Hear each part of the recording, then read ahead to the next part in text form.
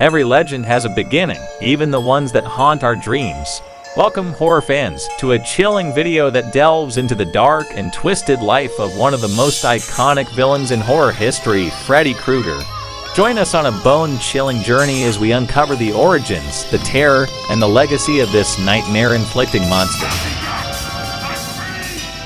Freddy Krueger, born in Springwood, Ohio, was an ordinary man-turned-monster. As we explore his past, we discover the harrowing events that molded him into the razor-glove killer we fear today. Flashbacks reveal his abusive childhood, his mysterious association with the Springwood slasher, and the pivotal moment that transformed him into the dream-invading nightmare known as Freddy Krueger. My children. From the very beginning, it was the children who gave me my power. The Springwood slasher. That's what they called me.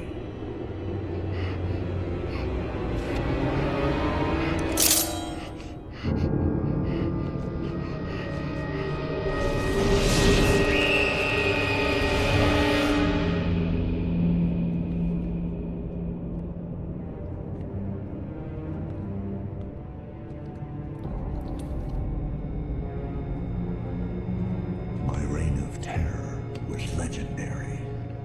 Dozens of children would fall by my blades. Then the parents of Springwood came for me.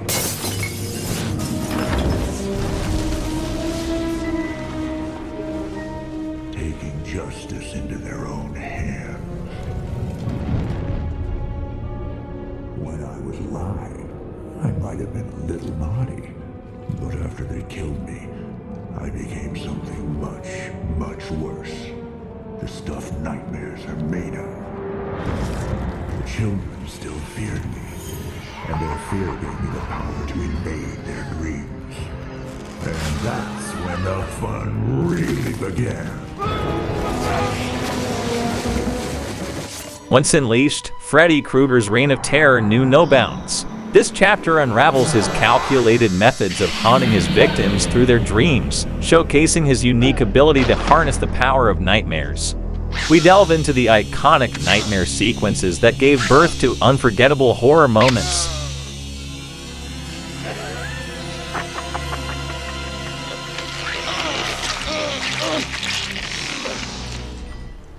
It all started with his debut in the 1984 classic A Nightmare on Elm Street. Directed by Wes Craven, this film introduced us to the horrifying character of Freddy Krueger, a child murderer who seeks revenge in the dreams of teenagers on Elm Street. Prepare to be scared as we witness the birth of a legend. You could drown, you know. Oh, for Pete's sakes. It happens all the time. I've heated up some warm milk for you, honey. Warm milk? Gross.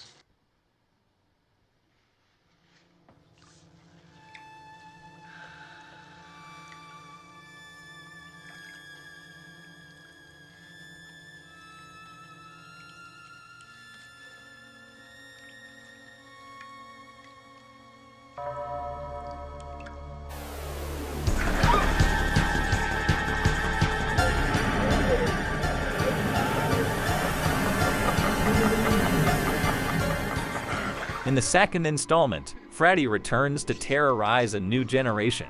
This film delves deeper into the psychological torment of a tormented teen haunted by Freddy's demonic presence.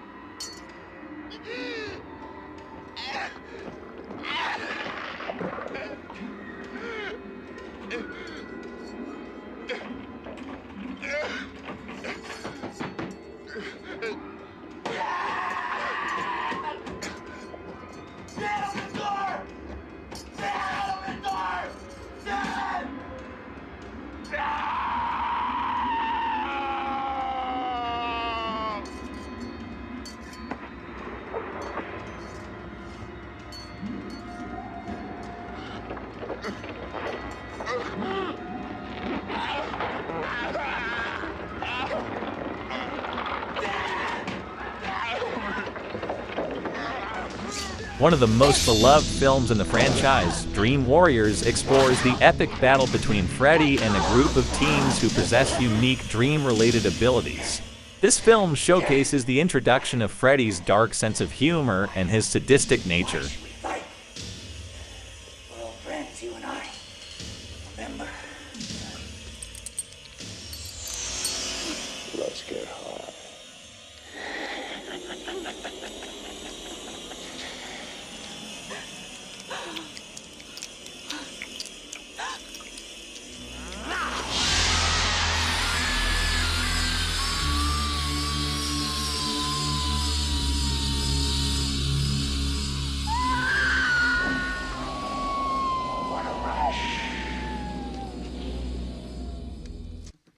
In this fourth installment, Freddy returns with a vengeance, targeting the last surviving Elm Street teens. Watch as our nightmares become reality and the line between dreams and waking life blurs.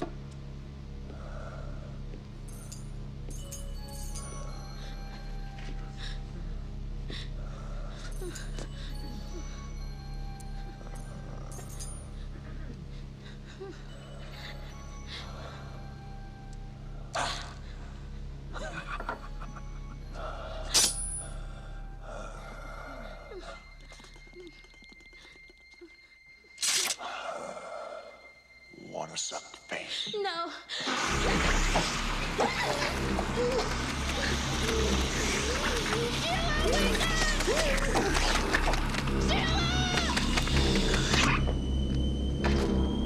You flunk. The fifth film in the series takes us deeper into Freddy's realm, where he seeks to harness the soul of an unborn child. Brace yourself as the franchise further explores the origins and mythology surrounding the iconic character.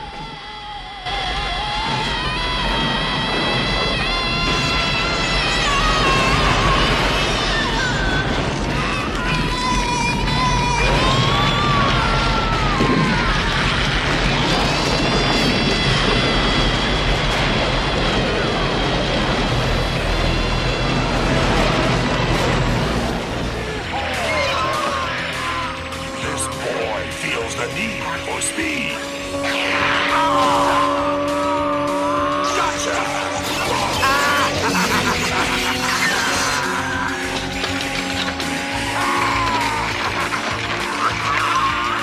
Fuel injection. Power drive. Fast lane.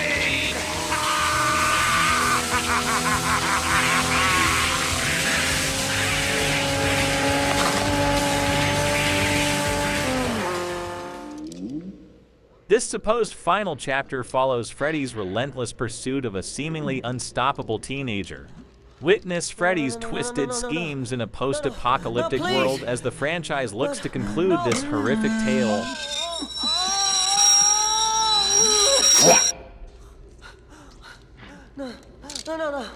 No.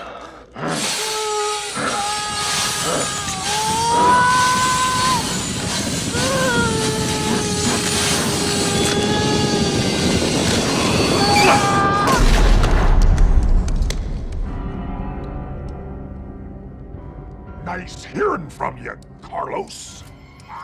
Breaking the fourth wall, this unique entry blurs the lines between fiction and reality. Acclaimed director Wes Craven crafts an intriguing narrative, bringing Freddy into the real world, honing the cast and crew responsible for the original film that started it all. The shirt's turned off? It's off. Funny, it's warm. Just like a real hand.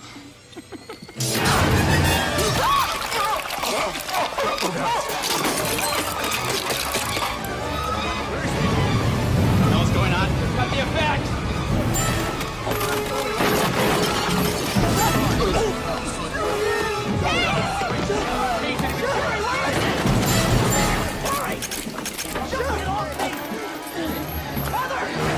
Heather, where is it? Pete, where the hell is it?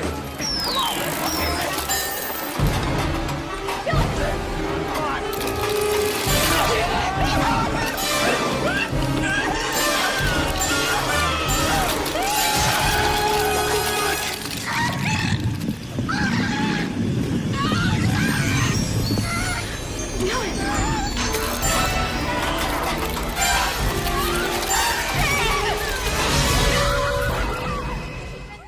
In this epic crossover film, Freddy Krueger faces off against another notorious horror icon, Jason Voorhees from the Friday the 13th series. Brace for an intense battle as these two monsters clash in a fight that fans had been eagerly waiting for.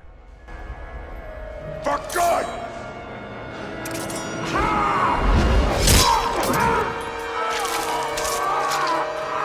Not my arm!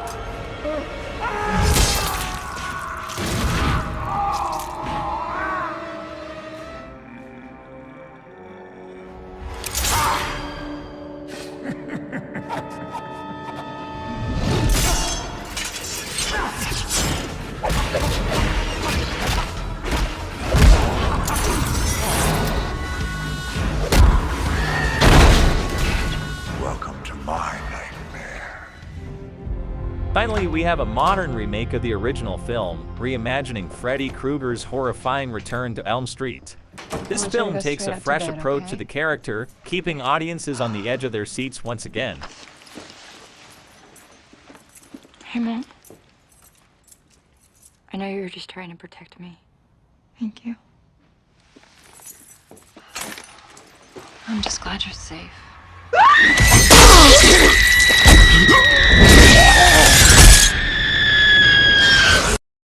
In this chapter, we're delving deep into the realm of nightmares and uncovering the spine-chilling secrets behind Freddy Krueger movies. Get ready for an exclusive, behind-the-scenes journey into the making of the Nightmare on Elm Street franchise.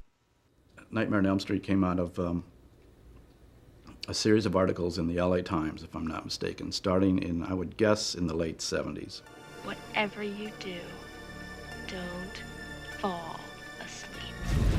Nightmare on Elm Street is a bona fide classic in the same pantheon as The Exorcist, Psycho, and Night of the Living Dead. Freddy certainly was a star, kind of the father figure who takes delight in killing innocents and delights in evil. He became a character in American horror, the equal of Frankenstein and Dracula. Just seemed like ancient tragedy in a way, so it felt very classical. It was about the story, and it was a really, really good story. This is a smart, interesting little movie. It deals with reality and fantasy blending. It was one of my very first jobs at all. I didn't really know what I was getting myself into. The scene in the bedroom where the girl is going up the wall. Nobody's ever really done that kind of thing before. No apologies, nothing politically correct about it. Pushing the envelope, Wes Craven, come on down. It was right in there that Wes started to talk to me about this character that operated in dreams and was able to cross over into real life. Right away, I thought, you have to have an antagonist. You have to have the killer. And then it was a matter of just kind of designing him. By that time, Halloween had come out and Friday the 13th had come out. And they both were very powerful and successful films, and they had somebody in a mask. At a certain point, I thought, kill him in fire, and then he can have a mask of just scar tissue, and yet he'll be able to be articulate. Fred Krueger, Mom. Fred Krueger. Freddy, the name, was the name of a kid who used to beat me up quite frequently. Where are you, Krueger? Krueger. It sounded very German and reminded me of one of the big war plants in Nazi Germany, and also it was an extension of Krug, who was the lead character in Last House on the Left. Freddy's hat was exactly the hat of a man who had scared me when I was a little kid, who I think was a drunk walking down the street. He just somehow knew I was there, and he stopped and he looked right at me and just held that. It just scared the shit out of me. His sweater colors were out of an article I read in Scientific American, that these two colors were the most difficult for the human cornea or human eye to put side by side. The claws were the sort of pièce de résistance, and it was like, well, what does he have? Does he have a knife? Does he have a sickle? I think at that time we had a cat, and I just saw the cat doing this. You know, I was like, oh, yeah, right. You want to know who Fred Krueger was? He was a filthy child murderer who killed at least 20 kids in the neighborhood. The worst crime imaginable to me is to harm a child. The fact that he was a child murderer and a child molester was just about the most loathsome creature I could imagine on the level of what he did. The big problem was, how do you fight somebody like that? It became a matter of having a central character, Nancy, that dared to go into the nightmares, go into his territory. That's when I started poking around lucid dreaming and that concept that you can go into a dream and be awake. And I just invented this little conceit that if you were holding something when you woke up, it would come with you back into your reality. I brought something out from my dream. I would tell it in about a minute, and people would go, oh, I'd go see that in a second. Done at Desilu Studios, what used to be the old Desilu that some independent equipment house had purchased. We rented the space, and we actually built the whole house on the stage, first and second floor. Then we shot in West Hollywood. There's a wonderful little street called Genesee that when you pull onto it, it's like you're in the Midwest. It just has beautiful overarching trees. So that was our exterior location. It's a very noticeable house. I do remember it really vividly. A lot of the scenes at that front door and the rose bushes and the trellis, I do hope those people forgave us for anything that we broke. The neighborhood was very upset at us. There wasn't too many films going around on the streets in those days. Then they became interested in the picture when they saw us shooting at night and when Freddy was out walking around. Oh, look at him, there he is, there he is. I told you, what a gruesome. And so we were starting to get crowds coming around. Freddy's makeup, of course. Wes Craven, he gave me the original script and basically gave me a little description of what he thought Freddy should look like. I did 5 different sculptures of what I thought Freddy should look like based on burn makeups. You know, I did a lot of research. Wes kind of mixed and matched different things on each sculpture, and then we came up with a final look. When I first showed Robert, he was just excited. It was going to be a lot of fun to play this character.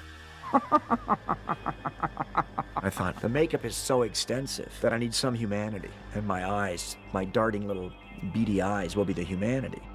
It took 3 hours. I think it was about 11 different pieces we had to glue down. Because I had under pieces that glued down that showed the muscle. And then over that I put melted flesh kind of pieces. And I wanted it to move independently. So you'd see his muscles moving underneath.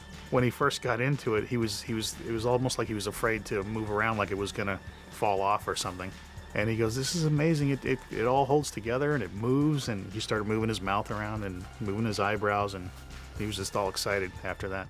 That weekend, the film did well. I think it was #1. Beyond any expectation, it just became a big hit. Wes was a wonderful director, and Bob Shea is fabulous. We have a new producer in town. It's a hit. People were lining up down Broadway to see this movie. It was like live theater. I mean, people were running down the aisles, talking to the screen. Don't go there, don't go up the stairs, you know, girlfriend. Don't fall asleep, he's behind you. They were seeing something that they had never seen before. It was a confirmation of all these things that Wes had been trying to make people understand for years. He was so right. As it played, its reputation grew. All over the country. It wasn't just a New York movie or a Los Angeles movie. Nightmare on Elm Street played for everybody in all cultures because everybody has to fall asleep at night. Freddy Krueger is in everybody's mind, the boogeyman. You think of Freddy Krueger. I always think Freddy's in the parking lot when I'm walking in my car at night. You know, I hear an elevator and I think Freddy's going to step out of it. I dream of Freddy all the time. It's a terrible thing. It's a terrible thing.